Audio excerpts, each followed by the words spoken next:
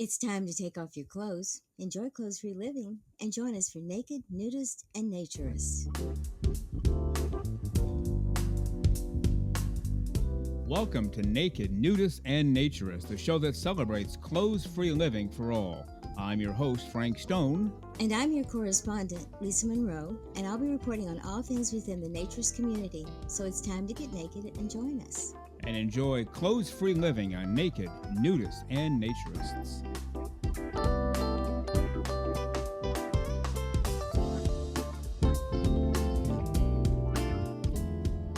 Well, greetings and welcome into Naked, Nudists, and Naturists, episode 62 today.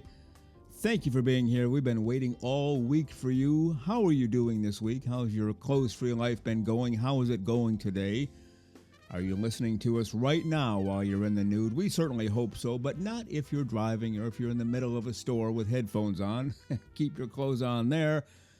Otherwise, we enjoy this hour together, clothes-free, living the life for all of the right reasons.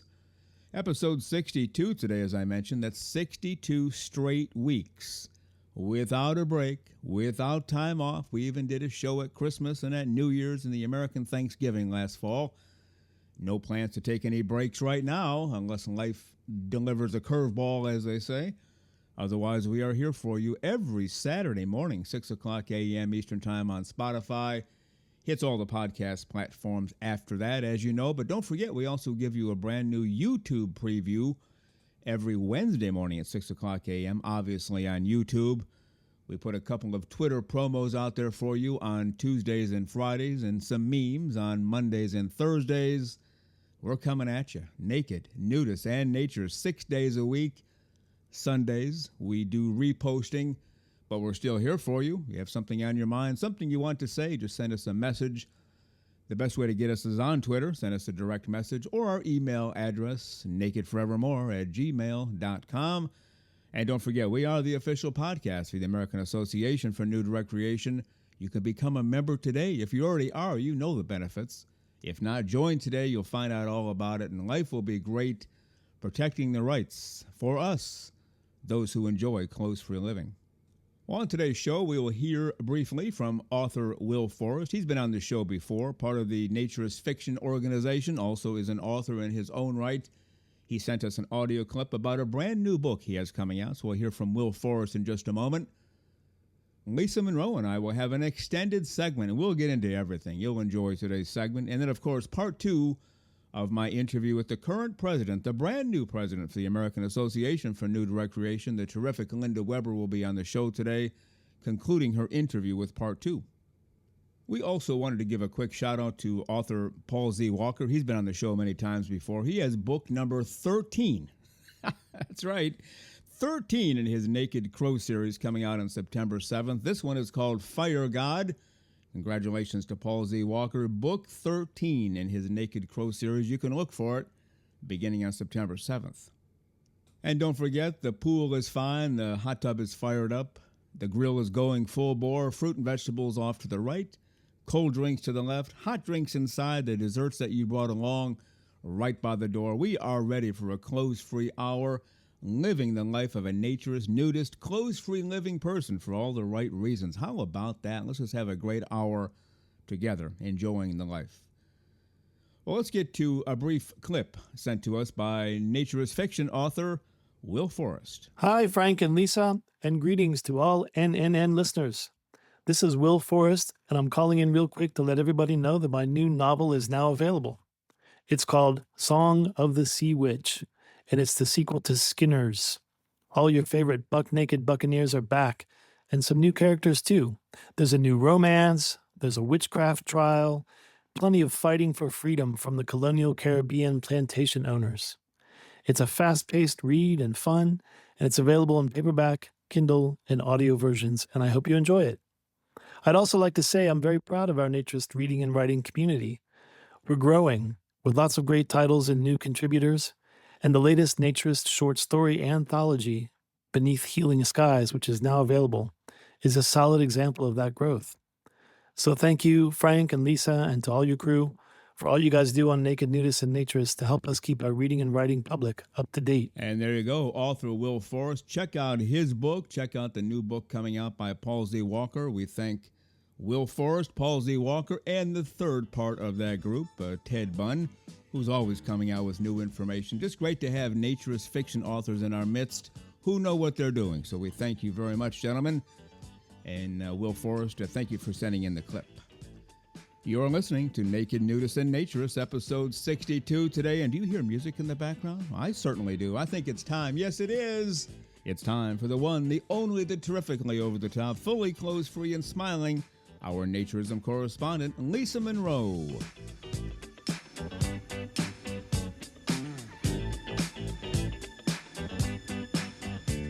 And here she is, the one and only, the completely clothes-free and over-the-top smiling, our Naturism correspondent, Lisa Monroe. Good morning, Lisa. How are you today? Good morning, Frank. I'm doing fantastic this morning. Oh, exactly. Why are you doing so fantastically? What's happened this Well, week it's a to propel you on? well, run around the house naked a lot, and it's a beautiful morning, and it's all getting close to a fun weekend. So, I mean, what can I Yeah. say?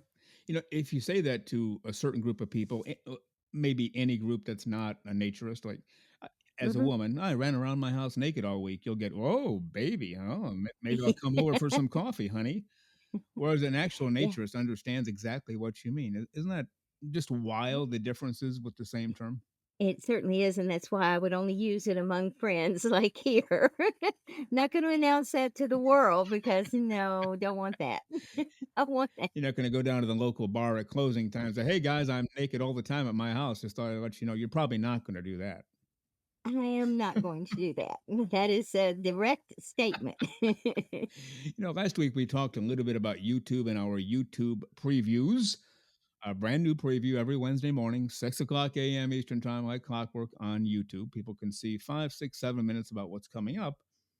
And we talked about naturism correspondent, naturist correspondent. We'll just leave it as is. You are a naturist. Yeah. You're in a naturist attire every time we do the show. So Yes. we'll leave that alone. But we have had some calls for putting entire episodes on YouTube, which we thought about doing from the get go. And July 1st of 2023, we just never did it. Well, now we're going to do it. So we're in the process, as you know, we're in the process now of Yes. putting those together as if we have a need to do one more thing around here. Now, we used to work 25 hours a day. Now it's 26. Well, soon it'll be 27 hours a day, but people can look forward to the entire episodes on YouTube. So I thought I'd throw that out there. Any thoughts on that? I think it's wonderful, and we did talk about it early on, but it is a lot of work, and we have a lot of work to do now. But I think it's going to be great because I think it's going to reach a whole group of people that we may not have reached in this manner. Because we certainly started out with a lot of people coming off Twitter, and then we got word of mouth and different websites promoting us, and we got that, and then just the curious people on the podcast. But now you're looking at a humongous number of people who may have an interest, and so we think it's really exciting, and we can get the message out about how wonderful naturism Yeah, is. and exactly. That's what I was told too from people who know Mhm. more about this than I do, which is basically everybody knows more about this than I do. The YouTube.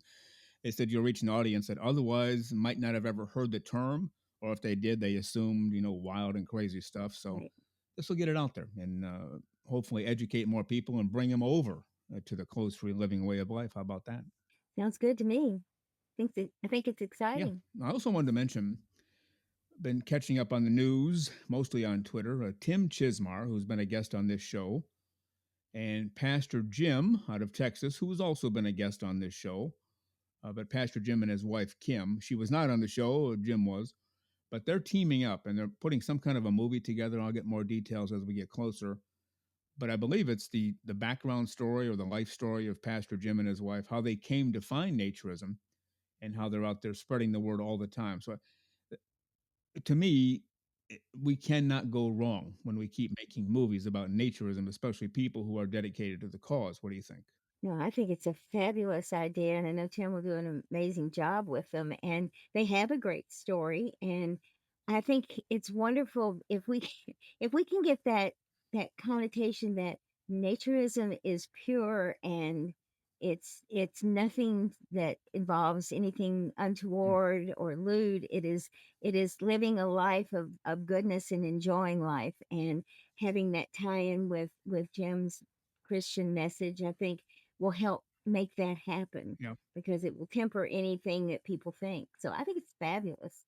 Can't wait to see I've it. been going through some episodes recently, and I'll tell you why in a minute. But one Hmm. of them, two of them, were Pastor Jim's. He was episode 21 and 22, and I still get a kick out of hearing his story. I don't care how many times I hear his story; I just laugh.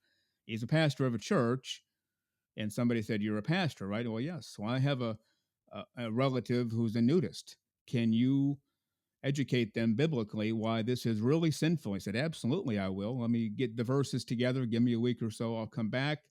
We'll nail this person to the wall and get them clothes on for the rest of their lives." That's not an exact quote. No, but it sounded I'm good. taking Jim would have taking a done liberty here. that. And so as he and his wife studied the Bible, it's like, oh shoot, wait a minute, that didn't line up. Well, that didn't. Wait a minute, everybody was naked, and he came to realize, again, sounds like a joke. If God wanted us to be naked, He would have had us born that way. Oh yeah, He did, Hmm. and we're the ones who put clothes on ourselves. So as he delved into the Bible stories, the Bible verses, naturism was what was intended, and that is the basic premise of his life story. Pastor for years, get your clothes on, you sinful heathen, and all of a sudden, oh wait a minute, we should have them off. Pretty big Yeah, story. I do laugh when he tells the story because I've been there before, not so much with naturism, but other things in life. You believe right. one thing, and then somebody hits you upside the head. It's like, oh, I didn't know that. And it's the opposite of Exactly. what you believed. I'm sure you've been there before in other areas too. I have too, and in Jim's case, the word held the truth. So I Yeah. think that's a wonderful, wonderful Yeah. thing. I don't know when that's coming out. I think I saw something in the fall, or they're going to later in the fall. Are they going to start filming then? They're trying to get funding right now, but Okay, best wishes to Tim wonderful. Chismar and Pastor Jim and his wife Kim, and we'll try to get one, two, or all three on the show to talk about that a little down the road. How's that sound? That sounds fabulous. I'd love to hear from all of them, and their experience just making the movie will be exciting. So Yeah, very much so. Now, you wanted to bring up an article you've recently come across on naturism and mental health.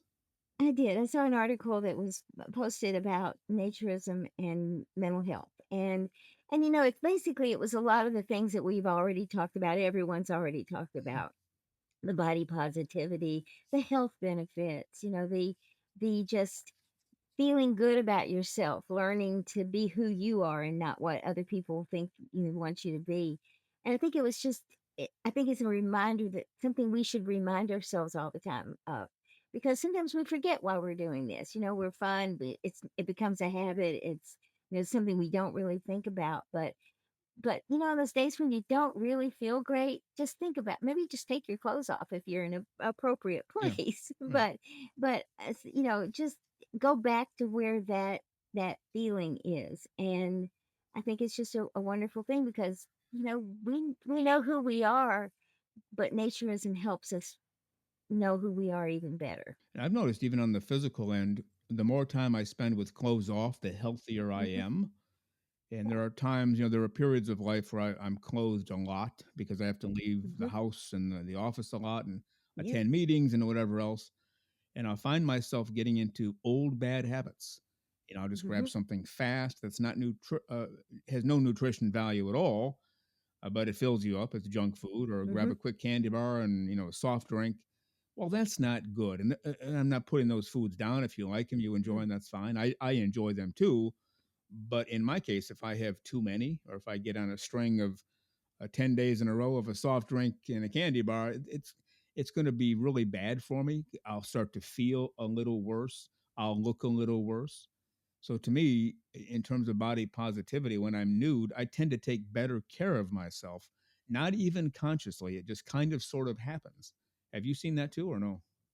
I certainly have. I think there's an awareness of who we are in general, when there's nothing, when we're not hiding underneath clothes. We can't hide from ourselves if we're in that situation. So, you tend to learn when things don't feel right or whatever. And listen, I love candy bars and key lime pie and everything else as much as anybody, Mm. but that in moderation, a piece maybe a month. They're Yeah. two, that's enough, but, just to get that craving out. The one thing I think people need to remember is don't ever not give in to your Right. cravings.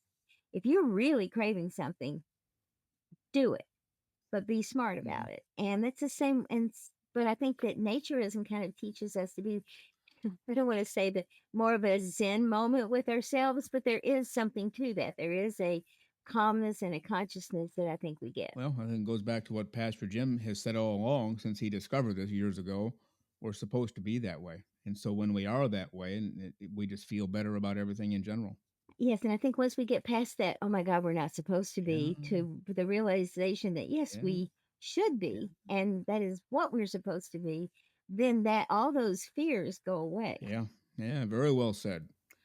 That article was, I believe, it was an Anner or Anner West. You found that? I think it was Anna Yeah. West, yeah, Okay. So, and, just a great article, like I said, not anything we don't already know, but a really good recap of the things that we should always remember. yeah. So hats off to Cindy, is the president out there, Mhm. Anner West. Hats off to her and her team and office. They put that together. We appreciate that. We have a couple of emails I thought we'd get to. One is from Daniel. He's up in Canada. I say up in Canada because we're below Canada, not meant any other way. So Unless it's a hurricane and Florida goes and hides behind Canada, remember? that's exactly right. Well, if you don't mind, after read the greeting and then the first paragraph, and I'll do the second, and you can do the third, and then we'll talk about it. Okay, well, before we do that, I have Yeah, a question because yeah. I got an email from someone, and I've had this question asked to me many times actually. How do we hit the same number of minutes and seconds every month or every week on this show? I'm only laughing because there is no simple answer. It's not No, like, okay, listen to Frank talk for 30 seconds and you'll get this down cold. yeah, No, it's just not how it works. no. I tell the magic. Uh, well, technically, it's 59 minutes and 59 seconds. Yes, There are some podcast platforms that say it's 60 minutes long. Well, that's fine. That's close enough. We left 1 second open for a reason we don't need to get into today. But when you're in terrestrial radio, it's a technique called hitting the mark. mhm, For example, if they say you have a hard commercial at 11:17 and 32 seconds, and the sometimes spoken or unspoken word is you'd better at 11:17 and 32 seconds, you'd better be going to a commercial or you might not be around here much longer. And so after practice you get used to that. That also means you can't fall short. Like, okay, I'm done talking, I have 15 seconds to go to the commercial, I think I'll just drink some coffee and breathe heavily into the microphone. Well, that's not good either. You have to know how to get right to the exact second. And then when the commercial's over, you have to know how to get right back in. And so it's called hitting the mark. And so when you practice that and you learn it, first of all, you learn the techniques and then you practice it for 150 years. That's about how long I've been practicing it. You learn how to do it. And so we set out when we first started a 1 hour show every week. Partially, it keeps us on track. But more importantly than that is the listeners know every week, okay, is it a 10-minute show? Is it a 75-hour show? No, they know going in before they even put us on. 1 hour show is what they're getting every week. But it goes back to hitting your mark. Now, if you try this on your own, you know how they always say, don't try this at home, kids. If you try it at home, you'll probably fail miserably the first 100, 1,000, 10,000 times. And then eventually you get it right more than often than you get it wrong. And then eventually you get it right all the time. I can attest to that because Yeah. I've done an awful lot of radio commercials, Yeah. and I've done a lot of like station break little snippets. At first, it was like I practiced. They would give me the script, or sometimes I wrote the script. It Yeah. depended, and I would sit there and just read it in time, and read it and read it in time. And you want to be able to say everything you need to say in 30 seconds, but you don't want to sound like you're rushing to go through 30 Mm-hmm. seconds, but you have to Right. enunciate everything correctly. Right. And so it is not an easy task, and it does take practice, and it does take, I don't want to say skill because the practice really brings that to you, but Mm-hmm. an awareness of what you're saying and how you're saying it to hit that mark. Yep. And it is not easy to get to. No. I had a discussion recently with somebody who will be on the show in a few months. I don't want to give the name away or any hints as to who it is. But we talked about this a little bit. And I said, when I got hired for a particular radio station, I was in the office. I said, okay, great. You're going to start this day. Great. Oh, before you go, can you record a 30-second commercial for us? We'll start playing it on the air. You know, this new guy, Frank Stone's going to be on the air starting this date, and then we'll play your commercial. Well, okay. Now, I hadn't practiced anything. I hadn't written anything, but I'd done radio for, again, 150 years. Mhm. So they took me in the studio. They said, okay, 3, 2, 1, you're on. And I started speaking. Hello, my name is Frank Stone, and, whatever.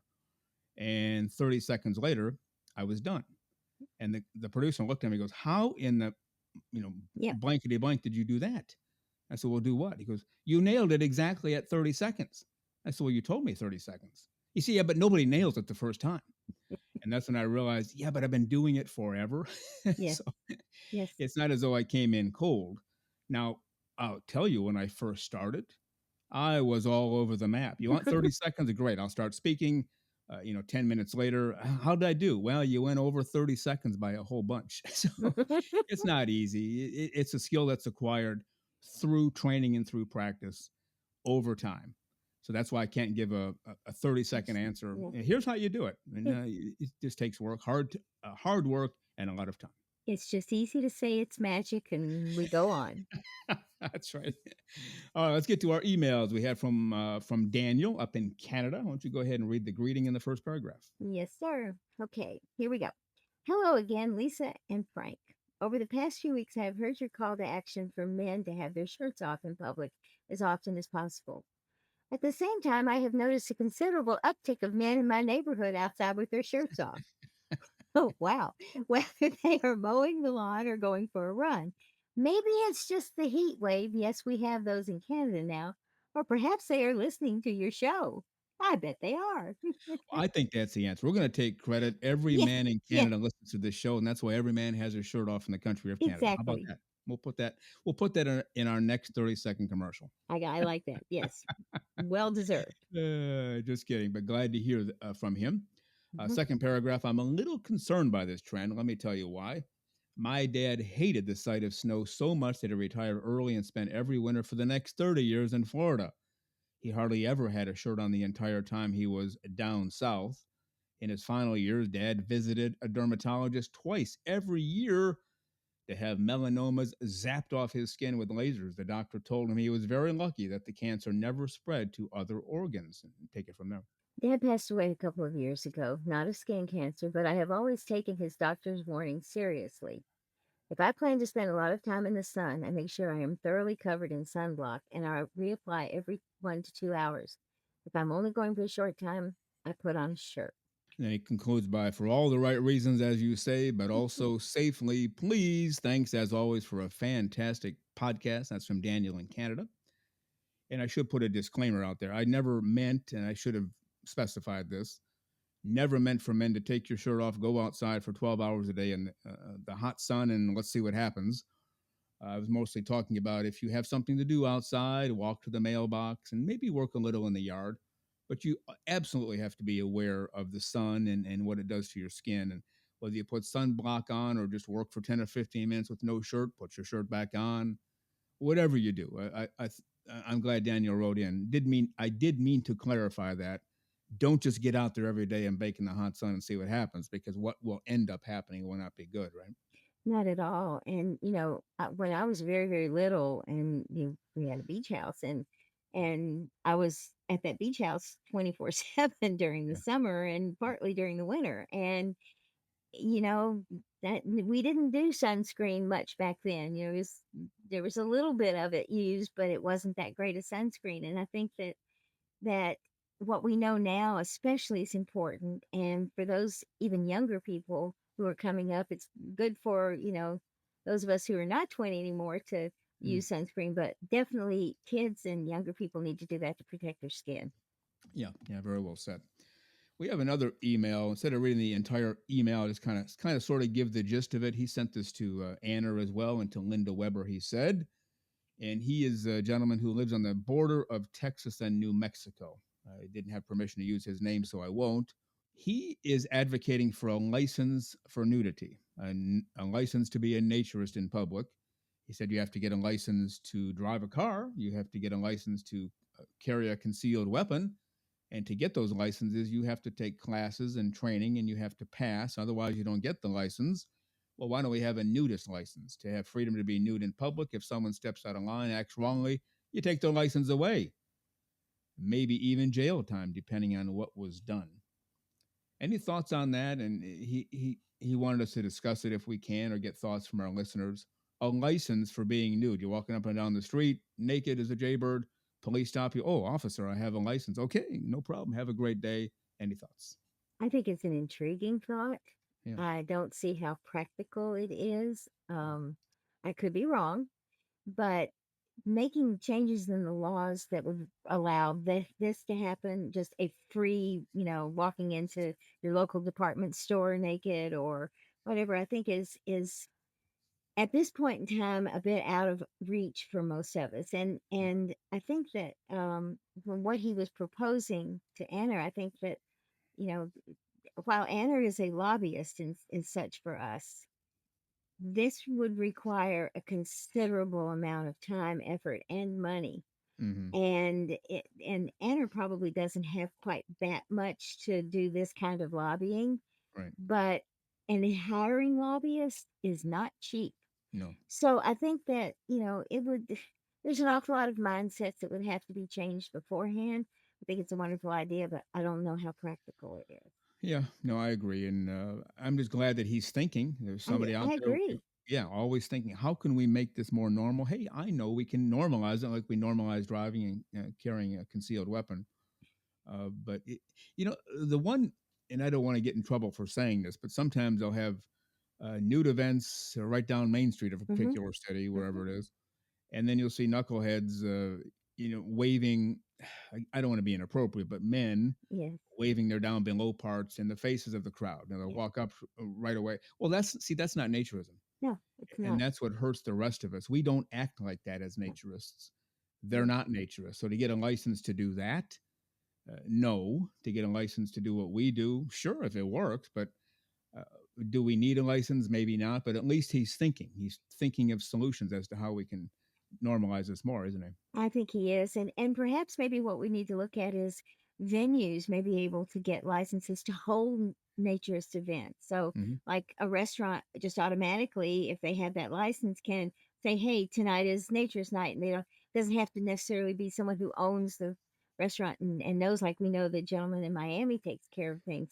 Yeah. So, I mean, there are ways to do it, and maybe a sports field so someone could go out and play naked rugby if they wanted to. And although I'm sure they do that without it, but I think there are ways that what he's suggesting could work, but I'm not sure it can work on the individual level. I think it'd have to be on a larger level. Yeah. Certainly an idea to be explored, as are all ideas, to make it more normal because, it is normal. We're supposed to be doing this. But Lisa Monroe, we do have to head for the hills. Do you promise to have an over-the-top, unbelievably great close-free week? I am certainly going to do that. All right.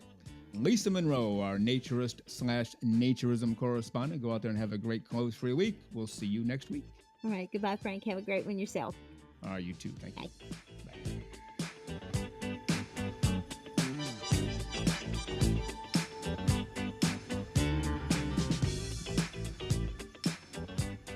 The terrific Lisa Monroe, our naturism correspondent, stops in here once a week to talk about naturism, nudism, clothes-free living for all the right reasons.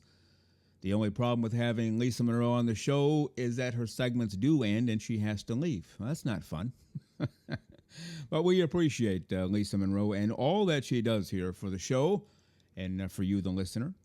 And her baked goods ain't bad either, as people say around here. How about that? The terrific Lisa Monroe, we thank her for everything. And yes, very soon we will be putting all full episodes on YouTube. We'll keep you apprised of that when they're ready to go. How about that? Well, again, you are listening to Naked, Nudists, and Naturists, episode 62 today. And now let's get to part 2 of my interview with our brand new president of the American Association for Nude Recreation, part 2 with Linda WEBER. Yeah, I think that's important for people to know because I'm guessing a lot of people don't know unless they're an insider and they're working with AANR every day. So take us through this again now. You are the president. and you have a vice president who was also elected, and the secretary treasurer person was also elected, right? You didn't choose them; they got voted on just as you did, right? Correct. Then immediately under the three of you would come the trustees, or side by side, however that works. Actually, the trustees are above us. Okay, So it's the membership is our guiding force. Then we have the trustees, okay. and then I report to the trustees as president, and our executive director reports to the trustees. And then we have the layers of the regions under that. Okay, that makes a little more sense to me. So the trustees kind of operate as a board of directors from a corporation. Yeah, they're the ones that actually, make the final decision on things. Okay. And like I said, it's a check and balance to ensure that, we don't get somebody in there that, just wants to, decimate the budget. Yeah. So it's just another layer to ensure that we're, making it, doing stuff for the members, but also that we're fiscally responsible for the membership dues. Okay. Now, does each region also have a president, or is the trustee the same thing as a president of a given region? That's a good question. We actually have a president, vice president, secretary, and or treasurer in the region. So they have their separate board of the officers, and then they have their directors under that. Okay. So they actually do have functioning boards for each of the 7 regions. Okay. And you had pointed out in a previous interview that we did together, you want people to know this. You want them to know who the trustees are by name. You want them to know who the officers of their given region are by name. And so, how are you going about that? Is that going to be on the website, in the newsletter? How do you see that unfolding? When I became inaugurated, I gave my speech, but I said, there's something that the members can do because we're all a team, and because it's very important that they know who their boots on the ground people are, and a lot of them don't know that. And so I said, I at the very least, when I walk up, I'm going to give you a little quiz that I want to know who the president is. I would like to know what region you are in, your trustee, and the president. I want these people to know that that is their first line of defense when they have any questions or they Mhm. need anything, because these are the people that are actually in the regions that work for the membership in that region. And so I want them to get as close to the key decision maker as possible. And then, of course, it rolls up. I'm always glad to answer questions, but I always refer them back to the president or the trustee as Mhm. appropriate so that they can get the answer specific to their region and get to know their region, and also encourage people to show up to board meetings. I want them to see how decisions are made and what decisions are made, what we do, the process, and also to understand that they have a say in that. And if they don't, then we're making decisions in a vacuum. So Mm. I would love to have our members actually attend those meetings and be a part of the process. Yeah, no, very well said. In some ways, it sounds like any corporation or even a given city or a state government level. You have people say, "Well, I'm mad at whatever. I'm going to go to the governor, or I'm going to go to the mayor." And the mayor's office will say, "Well, did you start with, whatever, in this case, the trustee of that region, or somebody in that region?" Because you don't want everyone going to the top, because you can only do so much. You have 24 hours in a day, but you have other people involved who want to be more involved. I'm guessing that, the trustees don't run for those positions to sit back, like we talked about before, and watch Netflix and eat bonbons all day. They ran for those positions because they want to make a difference. So if there's something going on in their region, they want to know about it, right? Exactly. And being so visible on social media, I have gotten, questions about everything. Yeah. And so they don't know where to start. And so I'm always glad to help.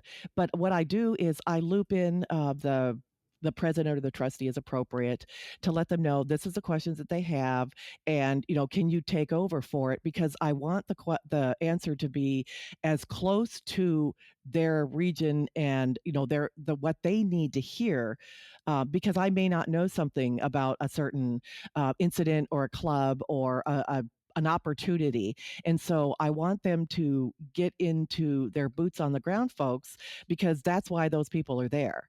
And so by getting them to, network with their president and things like that, it's more like, oh, this is in my area. Yeah. And so that's what I do. I don't ever turn anybody away, but I do like to refer them to the place where I think that they can get best served. Yeah, and I've had those situations. I've shared with you before. I used to run places like the top dog, the CEO, whatever you want to call it, and people would come to me and call me. I want to talk to you about. I'm really mad about whatever. It's like that's the first I heard about it. I didn't know anything about what they were talking about.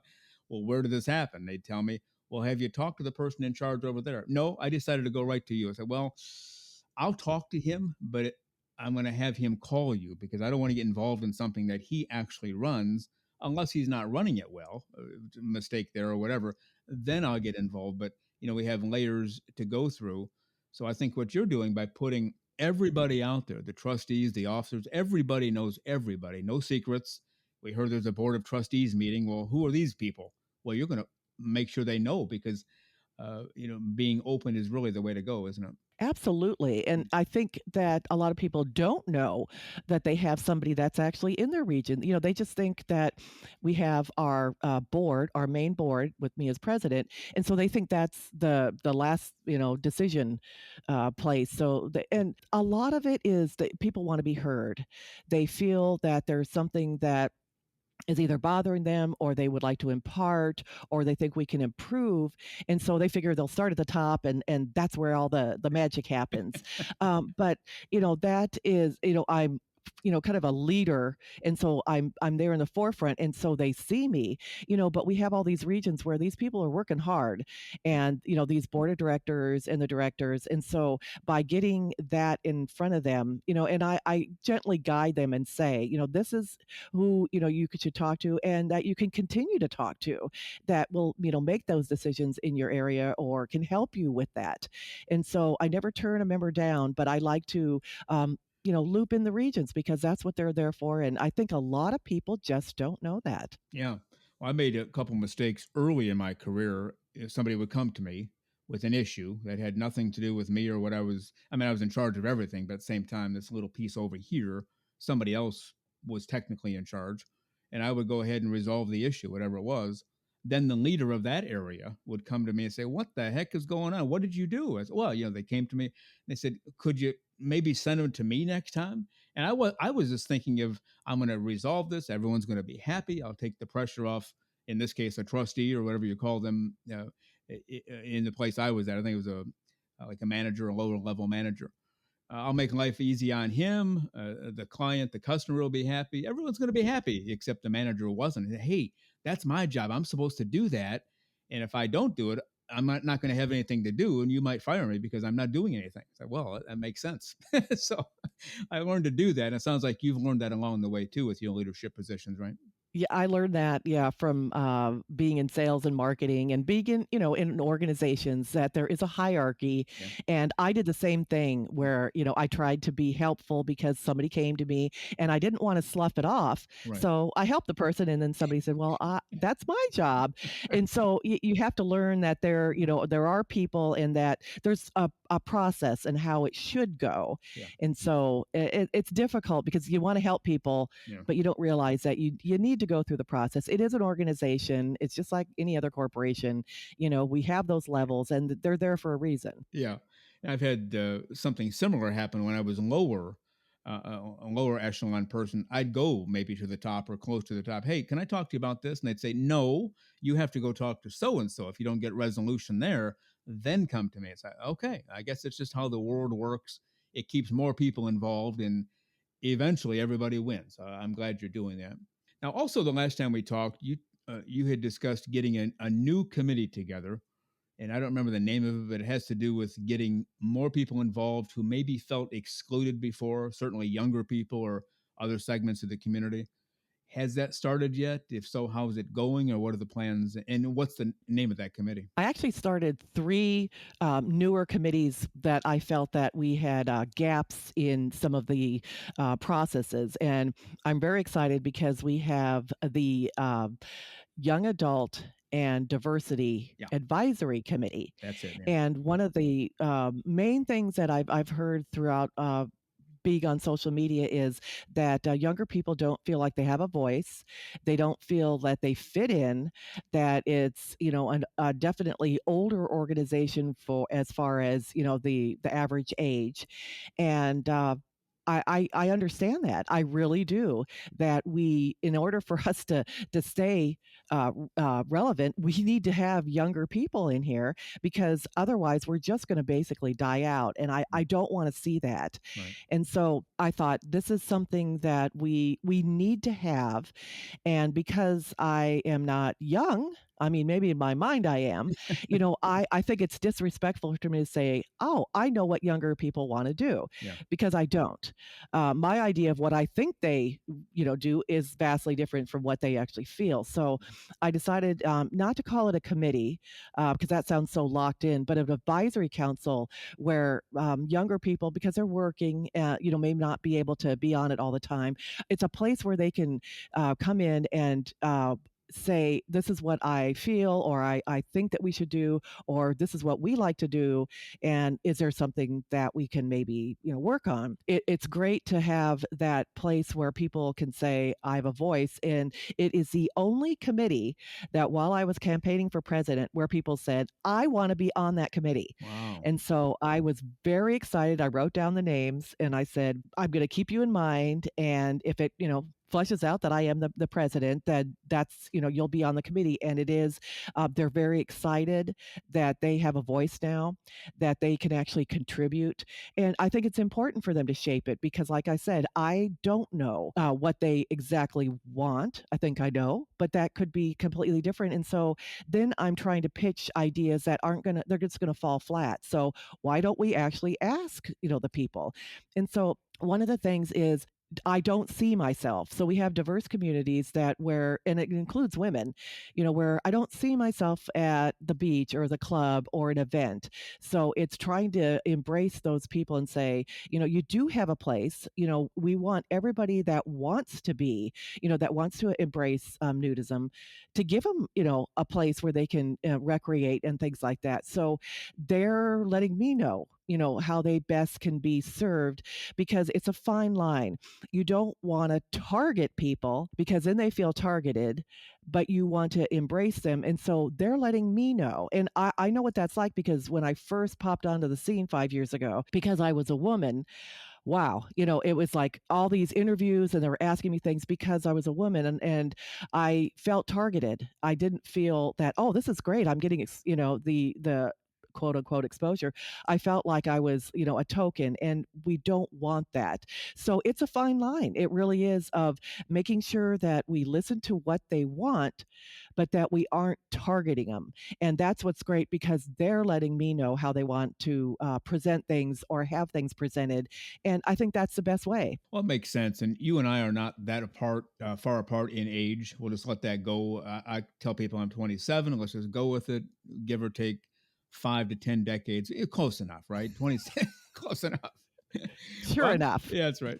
I remember when I was a younger person, I would want something. I'd want a voice. I'd want something to change. And I'd go approach the older people in the organization. They'd say, get out of here, kid.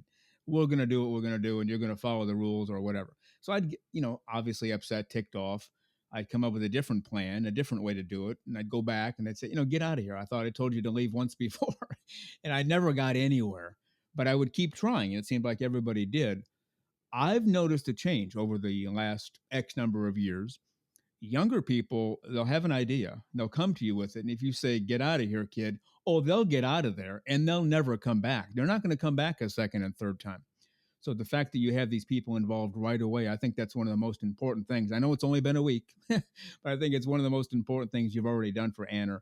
You have them involved. You're not saying, get out of here, kid. We're saying, come in, younger people, and tell us what you want. And I'm guessing you've already had tremendous feedback on this, even after only 1 week, right? I had it during my campaign. Oh, There were ideas that people had, and I kept a folder. I would print out because it was usually on social media yeah. that they had these ideas, or they would write to me and say, "This is what I'd like to see," or "Can we do this?" And I've kept everything, and so I was able to turn that over to the advisory committee and say, "These are the ideas that came up." Because to me, there are no bad ideas. They're just ideas that some of them can be implemented, some of them for cost reasons can't, or geography. Right. But I do not want to have ideas shut down because we didn't look at it and see that there was probably value in it if we just, looked a little closer. So I never want to shut down ideas because the best idea may come from our member. And we've had that. I've had that experience where members have come to me Mm. and I wasn't sure that the idea was going to fly, but I thought I will present it to my region, and it did. We've had some phenomenal ideas. So it's important that we listen to our membership because admit I don't have all the answers, and I don't pretend that I do. So that if somebody has a better idea, I'm all for it. There's no ego in that because I don't want it to be my way or their highway. I want it to be where people can feel that they're being listened to, and they may just have the next best idea. Yeah, yeah. Often it happens that way. Maybe it's from somebody you don't even expect. They'll just, hit you up on social media or call and say, "Hey, you don't know me. My name is whatever from wherever, but have you ever thought about this?" And you'll think, "Wow, what a great idea." And so the fact that you're encouraging them to do so is phenomenal. Now, as I understand it, for this committee, you have somebody leading the committee, but others might come and go depending on their life schedule or depending on what the issue of the day is. Is that fairly accurate? Yes, Timothy Sargent is Okay. the chair of that. And what I found out is if we had like these standing meetings, some people would say, well, I work at that time, or I, might have a commitment. And so I can't do it all the time. Right. Where, some of the other people on some of the other committees, can say, I can do that every Tuesday at 6 o'clock. Okay. So I wanted to make it a little fluid where the people could actually, say this is what I would like to do, and I'll try to be on, if I can, do that. But it was a way for them to still be a part of it according to their schedule, because I wanted to be open about that they may not be able to be locked in because they don't have the time constraints, but I still wanted their ideas to be there. So that's a little more of a free form. Yeah. That some people might be there at the beginning and then not there in the middle, and then we've got somebody else that can come in. So I want it to be, that's the only one that's really, I want it to be revolving, because I think that it's important that we get all the ideas that are out there. Yeah, and somebody might have, let's say you have 100 issues to tackle, but they only care about one or two of them. So they'll come on the committee to address those one or two things, and when they're resolved or however you settle it, then they'll say, "Okay, that's all I care about. I'll stay if you want me to, but if I can leave, that'd be great," and rotate somebody else in. So you have the flexibility on that too to help people out, right? Yeah, I think the basic tenet is that they're heard. Yeah. They get out what they wanted, and then if it's solved, that's great. Hey, we were able to do this. If not, then it's something that we could work on, and maybe somebody else can carry the torch. But it's a way to address the fact that we have had this gap, and now we have an avenue for them. Yeah. And what's the name of that committee once again? It is the Young Adult and Diversity Advisory Council. Okay. Now you said a few moments ago you developed 3 brand new committees. Obviously, that's one of them. What are the other 2? The other one is club liaison. And what this person will do is work with the club liaisons in the regions to ensure that our clubs are getting back and forth communication. We're imparting information to them. Do they need some help with maybe getting flyers out or some kind of PR for their events? Sometimes they don't know that they can use AANR as a resource to get that information out.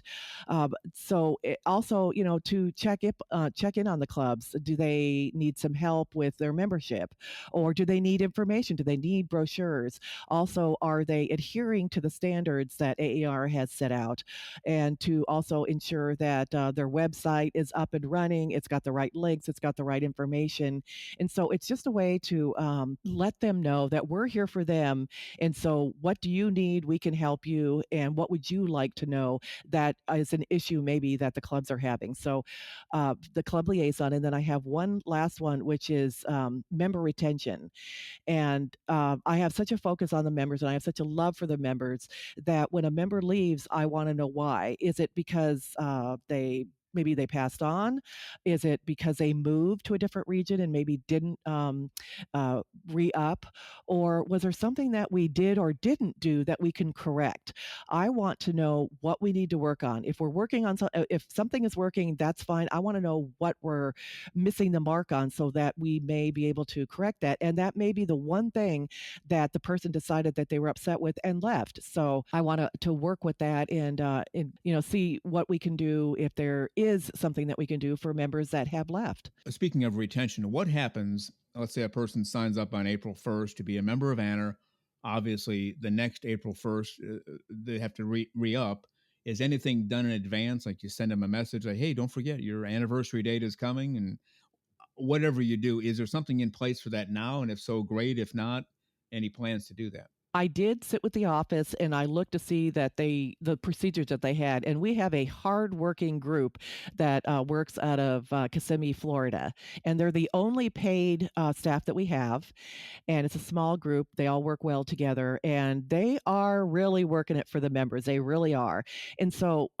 At the time that you're getting close, they send out a letter. Now, if you're a direct member like myself, which means you are not associated with a club, you'll get a letter. Right. If you are a club member, it will say you are a member of this club, so be sure and talk to your club about renewing. And so, and if they completely drop off, then there's another letter that says, hey, we miss you. But one thing that we were missing was automatic renewals. Right. I want to make it easy so that if you want to stay a member, that it just automatically renews. Yeah. And with the current computer program that we had at one point, it wasn't allowing that. So I said, hey, that's something that we need to reinstate. That's very important because people are busy. They forget. They want to stay a member. And so once we get that automatic renewal, that I think will save a lot of people from dropping off. That's very wise. And I have a membership with the NFL, National Football League. I can access any game anytime throughout the season. In fact, throughout the entire calendar year. I can even watch games in July and August if I want to. And I wanted to see a game the other night, and I went to log in, and I couldn't log in. I thought, oh, shoot, what happened? And then I went to my email, and it said, you've been automatically renewed. Click on this button here, and you'll have full access. And so it saved me the time and trouble of having to get my credit card out again or sending a check, whatever. It's just automatic renewal. I'm glad you're doing that. That's going to go a long way. And I can tell you just from a consumer's point of view, that's a huge benefit. And people are going to really embrace that. Is that in place yet, or you said you're still working on that to get the software changed? Yeah, that is something that we're working on with our. We made a change to another computer system, and so the one that we had before didn't allow it, which I thought was a huge gap. Yeah. And so it will be, and that's going to be great because people are busy, they forget, and the last thing we want them to do is try to walk through the door and they're expired. So I know that helps me because it's just one less thing I have to worry about because I still want to be a member, and so it just is going to be seamless. Yeah, no, I agree with you. You mentioned clubs a few moments ago. Are there clubs out there? I know to be an AANR club, they have to fall under certain guidelines. Certain things they cannot do, certain things they're expected to do, although they have some freedom as well. Are there clubs out there that are not AANR affiliated? And if so, any thoughts or plans to say, hey, why don't you guys join us? There are many out there. I found out in talking to the members, they'll say, I looked this one up and it was not on the list. And so we do reach out to them. A lot of them are not AANR approved because they don't adhere to our, wholesome, non-sexual, family-oriented idea and philosophy of what nudism and naturism should be. Right. And that doesn't mean that they're bad. It's just that we can't guarantee the experience that you're going to get when you walk through that door. And you can't call us and say, we had a bad experience because we don't have any purview over them. And so, and if it is one that we have, then if they do have a problem, then we can look into it. But there are some great clubs out there that just don't want to affiliate with us, or they may have a contingent, like a swinger contingent, or certain things that they disallow that we would not say that we agree with. And so they aren't. But yes, we do actively ask them, would you like to be a part of this? Okay, now those are the when I think of club, I think of a lack of a better term, or the term is out there, a landed club. They actually have a facility, a plot of land. You have non-landed clubs, so they don't have a place to go to. The place rotates, every week. We're going to go to Fred's house this week and Betty's house the week after. Can they affiliate with AANR as well? Yes, we have many of I them. thought so, yeah. And in fact, I've been advocating that for many years, because I said that is going to be the grassroots efforts are probably what are going to be the stopgap for a lot of the home nudists and people that are so geographically separated from an actual landed club. And we're really seeing this burgeoning of them, and it's so great because I am part of two of them, one in California and one in southern Utah. And it's so great because we have pool parties, potlucks, movie night. Sometimes we will actually travel to a club, but it's a great place where it's in our own neighborhood, so to speak. And so we're getting together with our neighbors. And so it's a great way to be a part of a social event without actually having to walk through the gate of a resort. So it doesn't take the place of it. It just enhances the possibilities that we have for social nudity. Yeah, no, that makes perfect sense. And you're reaching out to everybody. Now, if somebody is, I'll say, I hate to use the word just, but if they're just a home nudist, they're not part of a landed club, they're not part of a non-landed club, they just like to hang around nude in their own house, they can still join AANR too, can't they? Absolutely. I just had that conversation online with somebody that said, well, I'm only a home nudist. And I said, take that only out, because you are. If you live the philosophy, it doesn't matter that you are, because I was a home nudist for decades, not knowing that there were these possibilities. Right. And there may be a reason that they can't, that we had alluded to before, work or something like that. And so you are a part of that. It's great if you can be social, but if you can't, you're still, in part of our great tribe of nudists and naturists. That's right. It's clothes for a living for all. And by all, we mean all, as in every single person. We don't exclude anybody, do we? No, we are there for everybody. That's right. And again, we've been talking to Linda WEBER, the current president for the American Association for Nude Recreation. And Linda, it's always great to have you here. But before we go, any last messages for our listeners today? Just that I'm excited that they chose me to lead the organization. 70% of the voting members decided that they liked my message. I'm very excited because now I actually have the tools and the ability to make those a reality. So please know that I am working on it. We're all working on it as the trustees and the board and the regions. We are looking at what we can revise, how we can refresh things. We've got new eyes on things. And so, please, engage with us. We want to make you a bigger part of this, make you a bigger part of the decision. And I want to thank everybody that did vote for me. So thank you for allowing me to bring your vision to AANR. Absolutely. 70% says a whole bunch. It means a whole lot of people like you and support you, and they believe in you. And you're off to a great start. I know it's only been a week, maybe 8 days, 9 days or so, but you're already out there. You've been out there for a long time. High energy, high intelligence. You know how to get things done. And I think you're the right person for the right position at the right time. And we just thank you so much, Linda WEBER. Come back on it anytime, and just go out there and have a great weekend, a great week, a great month, and a great 2 years for sure. We'll talk about running for re-election down the road. But Linda Weber, go out there and have a great clothes-free day. We'll talk again soon. Thank you, Frank. It's been a pleasure. You bet. Thank you.